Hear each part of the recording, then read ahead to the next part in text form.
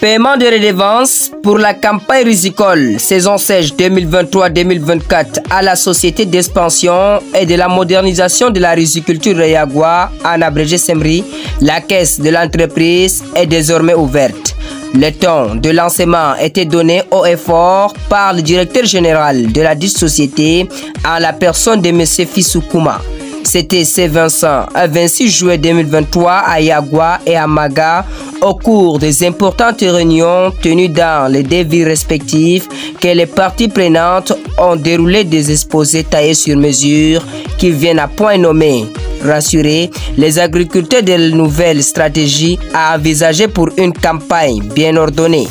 Au cours de ces rencontres interactives, le mot maître était le respect du calendrier culturel qui est, selon les hommes du terrain, le véritable piston de toutes les activités qui vont meubler l'agriculture. C'est pourquoi, dans son intervention, M. Foncha Joseph, chef secteur Maga, a commencé par faire le bilan de l'année écoulée tout en montrant les difficultés survenues.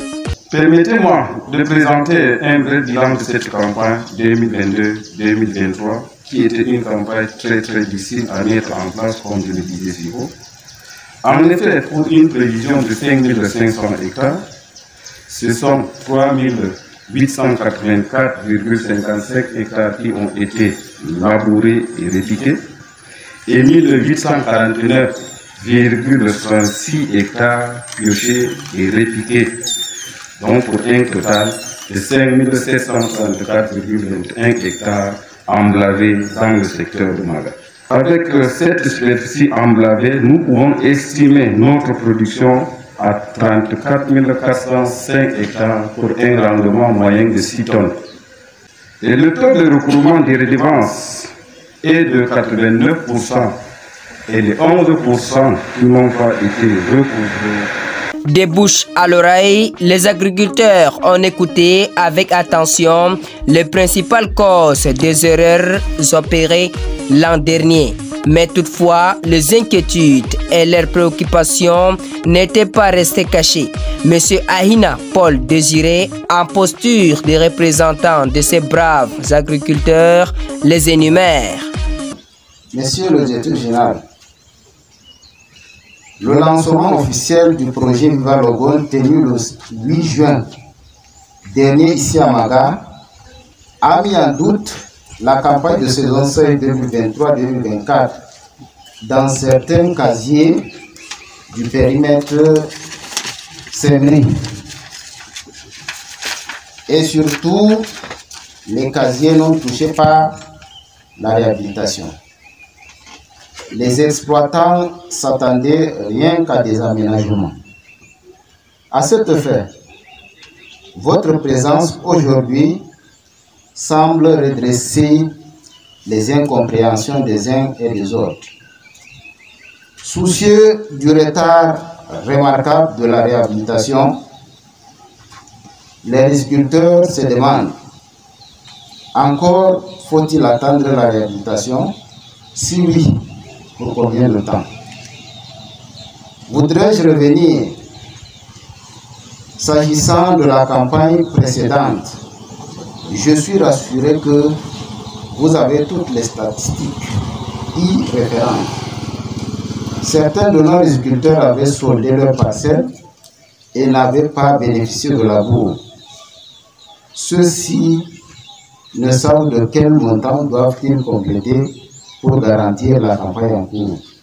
Pour soulager l'inquiétude des uns et l'angoisse des autres, le maître des circonstances se jouit de son intelligence, de sa sagesse, à projeter de la lumière aux zones d'ombre de tous. Votre participation à cette réunion fort importante parce qu'il s'agit d'envisager l'avenir, de penser à la mise en place de la campagne de saison sèche 2023-2024.